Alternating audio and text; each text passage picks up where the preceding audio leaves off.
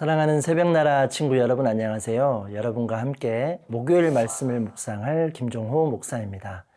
어린 시절에 이런 말을 자주 들었습니다. 울면 지는 거다. 서로 더 강하고 힘이 세 보이려고 이 말을 하거나 들었던 것 같습니다. 세상은 얼마나 더 강한지를 중요하게 생각합니다. 더 높은지를 살펴보지요. 약하고 낮은 자리는 반가워하지 않고요. 우리는 예수님을 따르는 제자입니다. 예수님은 어떤 모습으로 우리와 함께 하셨을까요? 오늘 말씀의 제목은 승리하신 어린 양 예수 그리스도입니다. 오늘의 말씀은 요한계시록 5장 1절에서 7절입니다. 또 나는 보좌에 앉으신 이의 오른손에 책이 들린 것을 보았습니다. 이것은 앞뒤로 기록되고 7인으로 봉한 것이었습니다. 그때 내가 강한 천사를 보았는데 그는 큰 소리로 외쳤습니다. 누가 이 책을 펴며 그 인을 떼기에 합당한가? 그러나 하늘에서나 땅 위에서나 땅 아래 어느 곳에서도 그 책을 펴서 볼 수 있는 사람이 없었습니다. 나는 그 책을 펴서 볼 자격이 있는 사람이 보이지 않아 큰 소리로 울었습니다. 그러자 장로들 가운데 하나가 내게 말했습니다. 울지 마라. 유다 지파의 사자 다윗의 뿌리가 승리했으니 그 책과 그 7인을 열 것이다. 또 나는 보좌와 내 생물과 장로들 가운데 어린 양이 서 있는 것을 보았는데 죽임을 당했던 것 같았습니다. 그가 7뿔과 7눈을 가지고 있으니 이 눈들은 온 땅에 보냄을 받은 하나님의 7영입니다. 어린 양이 와서 보좌에 앉으신 이의 오른손에서 책을 받아 드셨습니다. 본문 1절 말씀입니다.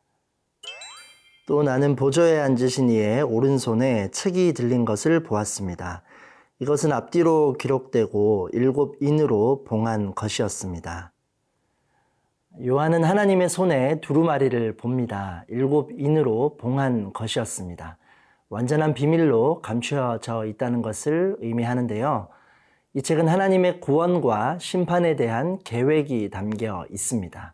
세상을 다스리는 하나님의 섭리가 기록되어 있지요. 힘 있는 천사가 큰 음성으로 외칩니다. 누가 이 두루마리를 펼 것인가? 누가 그 인을 떼기에 합당한지를 묻습니다. 그러나 그에 맞는 존재가 없습니다. 하늘 위에나 땅 아래나 능히 그럴 사람이 없다는 것이지요. 천사도 피조물에 불과하기에 책을 열 수 없습니다. 이 때문에 요한은 크게 울었습니다. 인을 떼지 못하면 책에 기록된 하나님의 뜻과 계획이 실행될 수가 없기 때문입니다. 요한이 절망에 빠져 통곡할 때 장로 중 한 사람이 이렇게 말합니다. 5절 말씀입니다. 그러자 장로들 가운데 하나가 내게 말했습니다. 울지 마라. 유다 지파의 사자 다윗의 뿌리가 승리했으니 그 책과 그 7인을 열 것이다. 다윗의 뿌리는 바로 예수님을 가리킵니다. 이 책을 열 수 있는 분은 오직 어린 양 예수 그리스도입니다. 피조물에게는 없는 탁월한 권위와 능력이 있기 때문입니다. 기록된 모든 구원과 심판을 이루시는 분이기 때문이지요. 예수님이 아니었다면 이 두루마리가 열리지 않았다면 어떻게 되었을까요? 그 누구도 하나님의 뜻을 알 수 없었겠지요. 우리 삶의 목적과 이유를 참된 가치와 진리를 모르고 살아가야 했습니다. 헛된 것만을 알고 바라며 살았을지 모릅니다. 예수님은 어느 누구도 갖지 못한 권세가 있습니다. 세상을 이기신 왕이 되셨고 유일한 소망이요 구원이 되신 것을 우리가 기억하기 원합니다. 사랑하는 새벽나라 친구들, 우리의 일상과 삶에 불이한 일을 보며 소망이 없다고 실망한 경험이 있지 않나요? 유일한 소망이신 예수님을 기억하며 말씀 붙잡고 걸어가는 여러분이 되기를 소망합니다.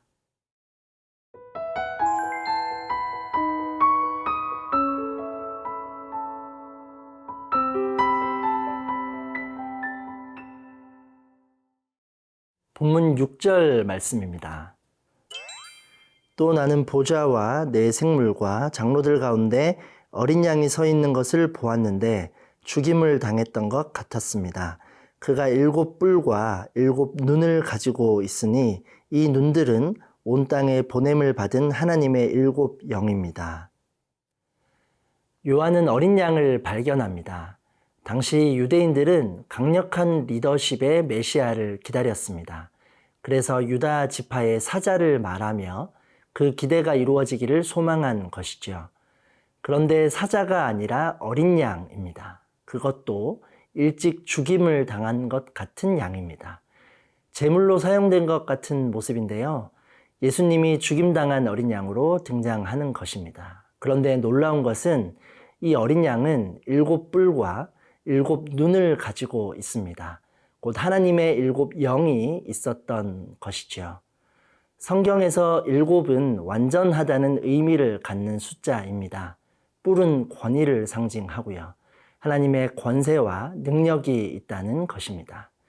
이 어린 양이 하나님 앞에 나아가 두루마리를 받으십니다. 온 세상에 대한 권세를 받으시는 인자의 모습을 보게 됩니다. 예수님이 어린 양처럼 죽임을 당할 때 대부분의 사람들은 그분이 실패했다고 생각했습니다. 하지만 그것이 끝이 아니었지요. 예수님은 죽음을 이기시고 부활하십니다. 그리고 세상의 구원자가 되셨습니다.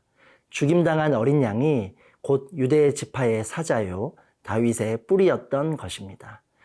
여러분, 이 역설이 바로 복음의 본질입니다.